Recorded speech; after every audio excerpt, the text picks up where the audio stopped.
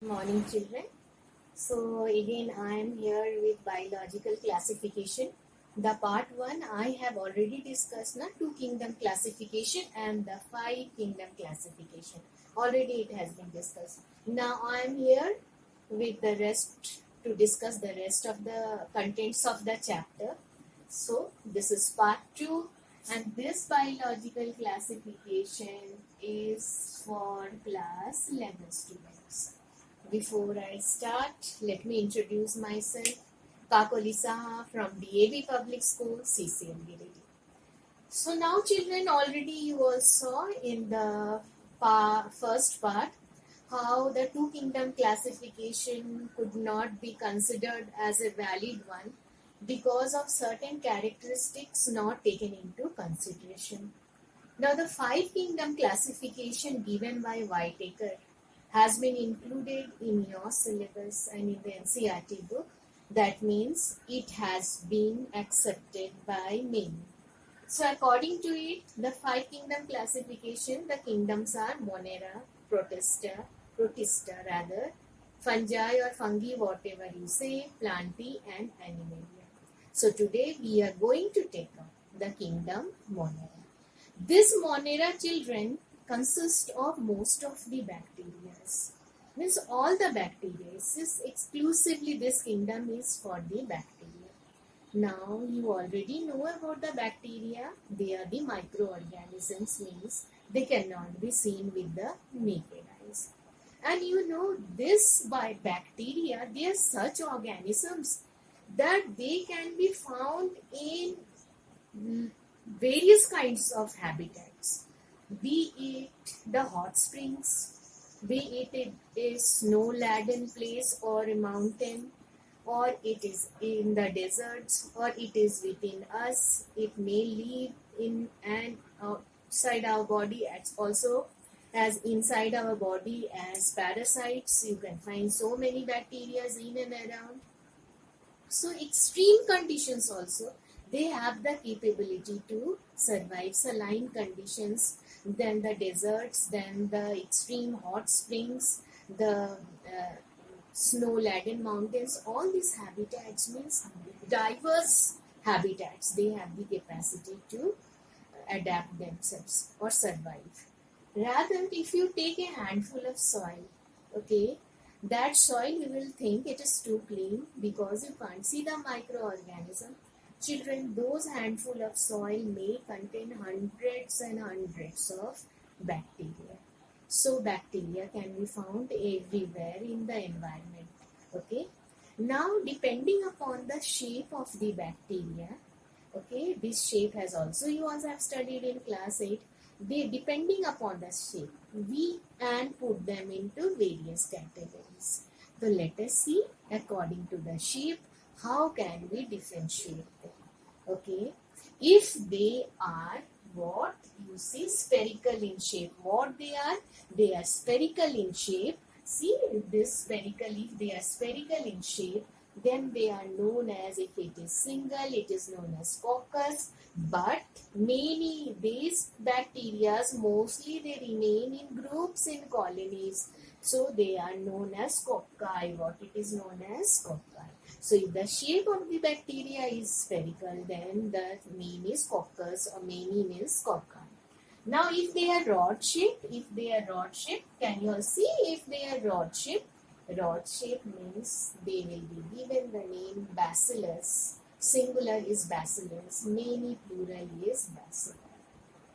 Now if they are in the form of a spiral, okay, so that time the shape is spiral, the name of the bacteria would be given as spirilla or spirillum, singular if it is. And the last but not the least, if they are comma shaped, you give commas now while writing a sentence, comma full stop.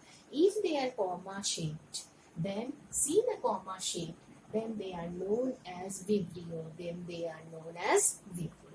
So again I am repeating it. If they are spherical, they are known as cocci. Okay.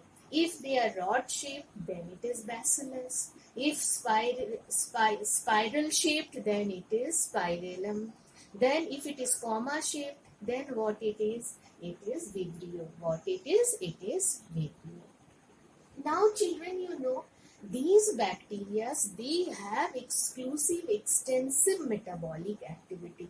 Already you all know now what are metabolic activities. They have extensive metabolic activity. They can be phototropic autotrophs or they can be chemosynthetic also. Means they can prepare their own food with the help of inorganic substrates. As well as they are heterotrophs. Already that chart we discussed now, that is there in the NCERT. We saw na children that they can be photosynthetic autotrophs or they may be chemosynthetic or they may be heterotrophic. They have diverse mode of nutrition. Now in this bacteria, you are going to learn two divisions in bacteria. This kingdom comprises of Archaebacteria and Eubacteria. In your syllabus, only these two are given in Monera kingdom. What that is the Archaebacteria and the Eubacteria. So let me tell you something about the Archaebacteria.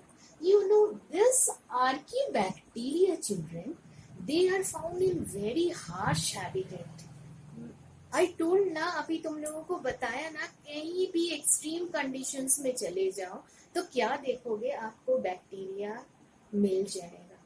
They can adapt themselves. Okay, so because I told you know they have diverse metabolic activities and specifically this Archaebacteria, they are found in most harsh मतलब जानते हो ना, extreme conditions में तुम लोग को ये मिलेगा.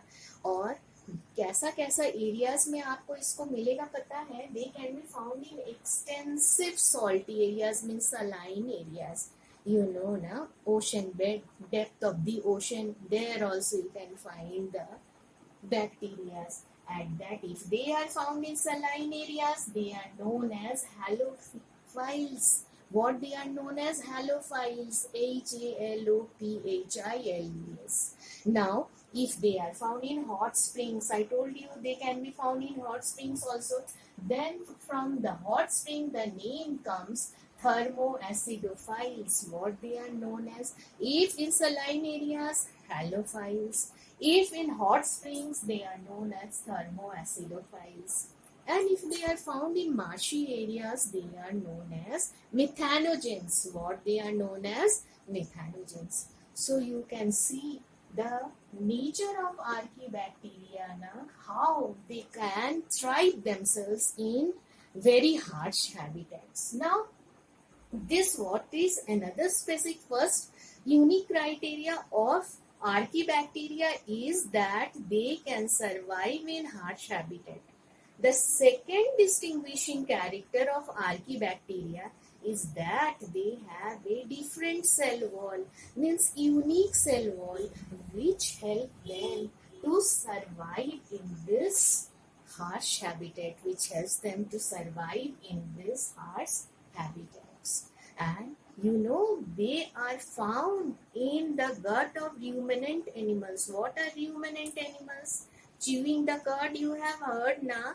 Okay, so ruminant animals, you have seen cow and all, how they chew the curd after eating the grass. You will see them sitting under the shade, and then the means jo hai, the mouth moving again and again. That is nothing but chewing of curd.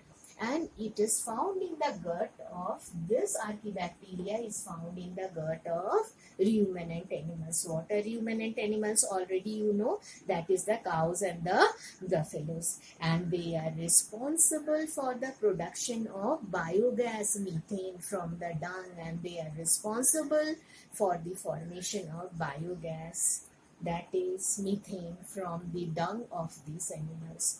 So, this was all about Archaebacteria. You have to study only this much in Archaebacteria. Now we will move over to the Eubacteria.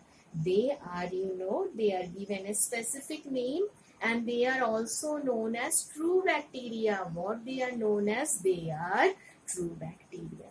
There are thousands of different eubacteria, and they are characterized by the presence of a rigid cell wall. You see, they have a rigid cell wall. Here also you saw a different cell wall structure which was helping them to adjust themselves, to thrive themselves in harsh conditions. Here also you have a rigid cell wall. Thousands of bacteria, these true bacteria are there, and they have a rigid cell wall. And if they are motile, there is the presence of a flagellum also, that you know. The most common bacteria which is found over here in eubacteria is the cyanobacteria. What? The cyanobacteria, also known as blue-green algae. Do you all remember cyanobacteria? So cyanobacteria, it is what? Containing chlorophyll A, and then when it is chlorophyll L, that means this cyanobacteria, children, in eubacteria, cyanobacteria has been placed, and this cyanobacteria contains chlorophyll A. When chlorophyll A is there, it is obvious that they will be photosynthetic autotrophs. Other characteristics of cyanobacteria, okay, they may be unicellular, or they may be colonial or filamentous form. Unicellular भी हो सकता है, colony में मतलब बहुत सारे bacteria एक साथ ग्रुप में रह सकते हैं, या उसका स्ट्रक्चर क्या हो सकता है, फिलामेंट भी हो सकता है, फिलामेंटस फॉर्म देखे थे ना एल्गी का, जैसे स्पाइरोगाइरा का फिलामेंट था, वैसे ही फिलामेंटस फॉर्म भी हो सकता है. पोल्यूटेड वाटर्स में क्या देखा जाता है, ये ब्लूम भी कर सकता है, they bloom in polluted water. And the most important, what you know, some of the eubacteria can fix atmospheric nitrogen also. They are specific cells like nostoc and anabina. क्या? Nostoc and anabina. ये दो example NCERT में है. This nostoc and anabina, which is under eubacteria, they have specific cells in their structures, you know. If it is a filamentous form, ठीक है, ये filamentous form है. किसका filamentous form है बेटा? Eubacteria का. And you will find specific cells in their structures which is known as heterocyst. उसका नाम क्या है? Heterocyst. What it is? Heterocyst. And this heterocyst is responsible for fixing of atmospheric nitrogen. Isn't it so strange? Okay, you have heard about leguminous plants and all those things, but see here, the filamentous form in bacteria, like nostoc and anabina, they have certain specific cells known as heterocysts which can fix the atmospheric nitrogen. So it's indeed, the world of bacteria is very amazing, isn't it? Now see what happens in chemosynthetic autotrophs. They use what? Inorganic substrates. Okay, what happens? They can oxidize nitrates, nitrites, then ammonia, and use that energy for the ATP synthesis, and they also play a great role, you know, they have a great role in recycling of nutrients, like nitrogen, phosphorus, etc. Now, this was all about the archaebacteria and the eubacteria. Now coming to the heterotrophic bacteria. This heterotrophic bacteria, they are not only harmful but useful also. How useful? They are used in preparation of curds. Haven't you all heard? Then they are used in the preparation of antibiotics. It's so important. And they also act as decomposers. What do? They also act as decomposers. They also help in fixing atmospheric nitrogen, like the rhizobia. And as usual, cholera, typhoid, and so many plant diseases are there which are caused by the bacteria. Coming to the mode of reproduction in bacteria, it is considered that in most of the cases, in majority of the cases, the reproduction, what is the mode of reproduction, children? It is actually a sexual mode of reproduction. and it is seen bacteria mostly reproduced by fission. Mostly reproduced by fission. What? By fission. Now, what else?